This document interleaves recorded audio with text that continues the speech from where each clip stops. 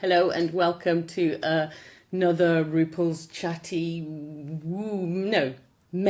Okay, this is the first Rupal's Chatty Men that I'm doing here on Facebook Live. So I hope that you'll spend the next 15 minutes or so with us. Make sure you share the video and share your thoughts and your comments in the comments below, please. If you like what you hear, then all the emoticons are there, including the like and the love buttons and the happy smiley ones and the ones that make you cry. Hopefully we won't do that though. It's quite muggy this Sunday afternoon, but we're not going to keep the fan on here. But the heat is on as such. We've got 3 topics for you to get involved in this afternoon. We're going to be talking trophy dogs, and I'll explain in a bit more detail what I mean by that, and equality in sport, and do men's conversations differ when they're talking to women in comparison to their male friends? Let's find out who's going to be joining me today. In fact, I'm going to let you introduce yourselves. Who are you, man in red t-shirt? Man in red t-shirt is Ricky Shah.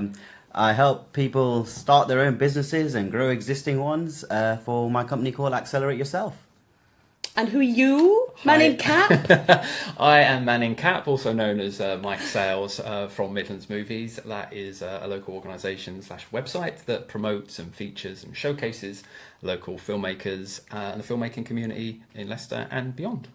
Just come back from holidays, fresh off holiday. It's as hot here though as Portugal, where I've come back from. It really is. It really is. Are you a pet owner?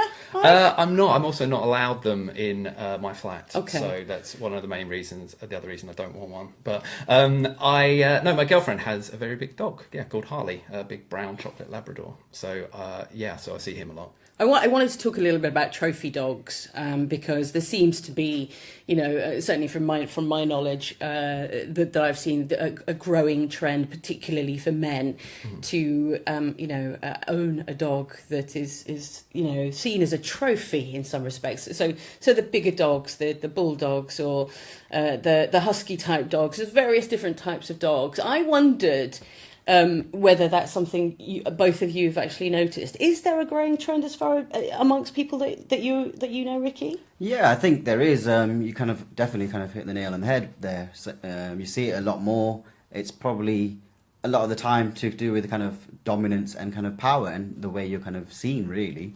What about yourself, Mike? Have you seen of it? Yeah, I think it can be used as a status symbol. It can also show, like you said, some kind of aggression or certain things as well. But it's really difficult to say because it's about how you treat. I was saying earlier about how you treat the dog, because you'd hate to see them being used as a means to fight or protect. Really, dogs are going to do that anyway. But obviously, we see the news stories where that can have very fatal and sad consequences. So just hope that people who do get dogs get them for the right reasons, but you do see people who may think of them as a bit of a trophy, like a fast car or a status symbol of such. I was going to say, because the mystery voice who is here this week, say hello.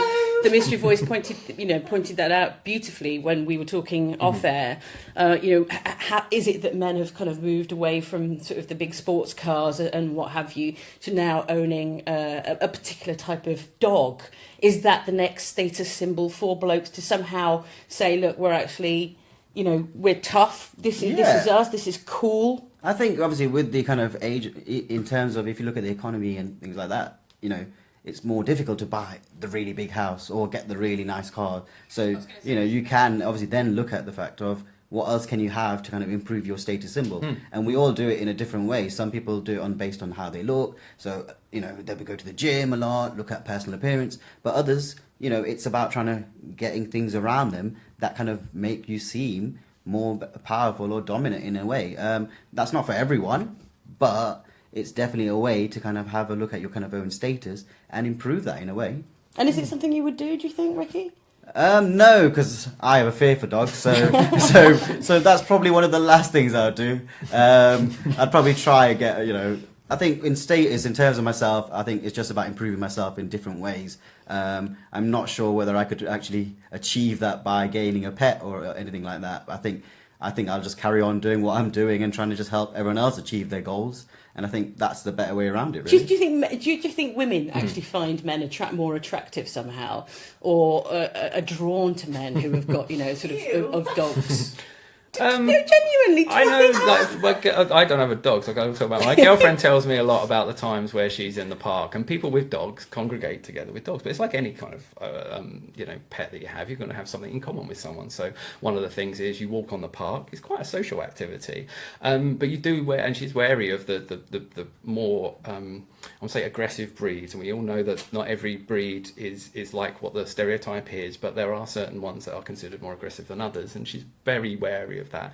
Her dog is like I said, 5 stone, so he's not the easiest one to pick on. But there are little ones as well that seem to have like a inferiority complex. But you could say the owner has that too. Sorry, but it's basically that any dog can be dangerous given the right circumstances. So it's about, again, as I said earlier, about ownership, being responsible, training and treating it well, and giving it the space and time for that. But they kind of congregate together, and you just hear the dog stories and the poop stories. It's fascinating. Is it a case of dogs replace the children? Because when they're very little, I know as parents we've done the poop stories with the kids and their sick stories. And But it never stops with the dogs as well. Just as you think you've got them trained, they will try and eat something that they're not supposed to, and that will play up with their stomach, and suddenly you're cleaning the floor instead of picking it up outside, which you should definitely do. Would love your thoughts on this. So dogs and masculinity, do you think the two go hand in hand, and is it something that perhaps you're attracted to? I love the fact today, Mystery Voice, we've got loads of guys tuning in. Can we say hello to a few people? This is brilliant. I love the fact there's loads of guys tuning in. We've got Suki Burke, Ash Joshi, and I'm going to do something and I don't know if it's going to work. No, it's not doing it. Byramesh has tuned in as well. Ladies as well. I'm not trying to not include you. Patricia, Jamie, Byramesh has also tuned in. I said that, and various other people too. But your thoughts on trophy dogs, and whether you perhaps, I don't know, do you find men more attractive because they've got a dog? Keep your thoughts coming in. Make sure you press the like or dislike button if that is the case as well. Share the video as often as you can. So joining me today is Ricky and Mike. Let's talk about equality in sport, because this one actually, it really surprised me. Halfway through the week, the weather was expected to be ridiculously hot, over 30 degrees. I heard a news report that suggested that I think it's 31 degrees. Correct me if that's wrong. But if it's more than 31 degrees at Wimbledon, then women get a 10-minute break during their game, and men who play 5 sets don't. How do you as guys feel about that, Mike? I think that there was a lot of hoo-ha about Wimbledon recently, wasn't there? Like over the years, it's been about the pay for the final winner, and that wasn't equal, and I think that's been rectified. There's also been about the 5 sets and the 3 sets, to the best of the winner, and women play best of 3, men play best of 5. My personal opinion is, much like other sports, that you really want them to be as equivalent as possible. And we all know kind of physical differences between the sexes, but if you would think that the men would have the same thing, especially when it's been more balanced than it's ever been. So I think they may want to start bringing other things into line now they've sorted the kind of top level money out for the winners. If you want to say it's equal for everyone, then bring some of the other things in line. I don't mean women, you're going to have to play 5 sets. You might say men, you best of 3 will bring you down. So it does seem more fair, because as I was saying beforehand, that women are not running a 90-metre sprint. They're doing 100 metres, and the times are different because, again, the physicalities. But overall, you kind of, it might be easier to compare, and I mean in a good way. Who's the best champion? Was it this person, that person? A bit difficult when the playing field's slightly different. Ricky? Yeah, I think the women's game has got a lot more powerful as well over the years. So there has been a definite change in that. We're also working with, and you get this a lot, these kind of established bodies that run the sport. Their rules are very kind of antique, and they're very archaic. So the rules that come out, they're based on a long time. So it does have to modernize. But what I would say, watching a lot of tennis, yes, there's breaks, but they're always getting a towel, wiping, or between every serve. And I can understand that now because obviously the game is so much more powerful in terms of the fitness, and it's, especially tennis, it's all done yourself. You don't have another kind of 10 players like you do in football where you can kind of share them exertions. But I think, the pay and everything like that, it's definitely good to kind of get the equal pay. I think the 3 and 5 is fine because obviously just in terms of the exertions and the kind of difference in terms of the power. But I think some things do need to be kind of relaxed a bit. Like what? Just in terms of that kind of the breaks in between, because, the viewers and the audience from home and in the stadium, they want to see something very, very competitive. It is competitive, but allowing them a break that's kind of reasonable. And with the temperatures going up, we're lucky. This is summer, I think. For this week, I think we're done. So we'll look into 2018 when that comes again. But, temperatures are rising. And I think some kind of, it has to be fair and more reasonable, really, because... So do you think perhaps, the blokes that are playing currently, if the temperatures are of a particular, temperature, degrees or whatever, that they should equally be allowed to have a short break? I don't see why not, really. We don't want any kind of serious injuries to be done to sportsmen. They're right on sportswomen, sports people. They're right on the edge of their physical limits anyway. You see like footballers in extra time getting cramp. You see people with laid out to get their back stretched and various other things. So if it just allowed them a little bit more, we might see more competitive tennis rather than the final. But it's that whole thing about like we're not machines, we're human beings, and as human beings, if the temperatures rise and we're exerting a lot of energy, then your body's already overheated. And I know when children overheat, they collapse. Yeah, they collapse, and you're likely to do more harm from them collapsing rather than giving them the break and saying, you know what, you are working at the top of your game. Let's make sure we keep you safe. Yeah, but I think also what comes into it is the commercial aspect. If they want to win that big prize at the end, and that big prize is a lot of money, you have to kind of fit in, unfortunately, with the other aspects. So it's trying to get that balance right of their health and safety, as well as gaining that kind of the commercial aspect. Because if it was just a tournament, not many of them probably would do it for free.